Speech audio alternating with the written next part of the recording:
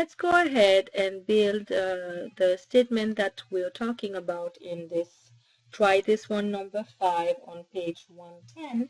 So we're going to have parentheses, the negation of statement P, the and symbol, which is like shifting the key 6 on the keyboard, and then the negation over here of statement Q. Close the parentheses. Now we want a arrow, so put an equal sign, a greater than symbol, and a capital R for statement R. We use capitals in this site.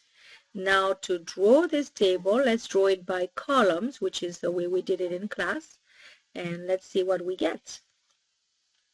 Notice that you have the letters P, Q, and R, which are the letters you need, and then they label their rows 0, 1, 2, 3, but really we call them 1 through 8, and they call them 0 to 7. Okay, that's just different. And then the way they'll build this, the final answer will be underneath this arrow which you have right here, and it will be in red. So now let's go ahead and say we want the next step. So we're going to get from P the negation of P, and then from Q we're going to get the negation of Q.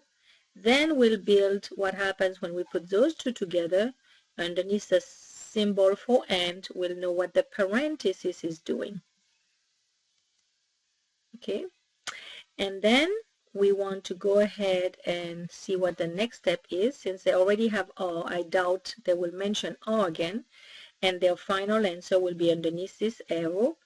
And notice that they're basically taking what's inside of this parenthesis, what's mentioned underneath the and keyword, and sending that with an arrow to the letter R, which is mentioned here. So let's see what we get. We get this right here.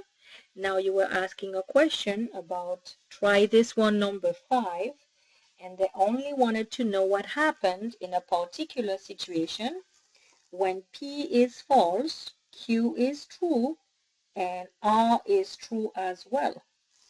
So P is false, Q is true, and R is true. So we're looking at this particular row right here, what they call row 4, which is really row 5. So they're asking when P is false, Q is true, and R is true, what's happening with this entire statement, what's going on for that. Then that statement right here is true. So we're only looking at this particular row right here for this statement, not the entire table. Okay,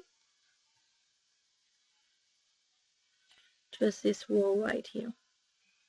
I hope this clarifies it. I will also write something else for you.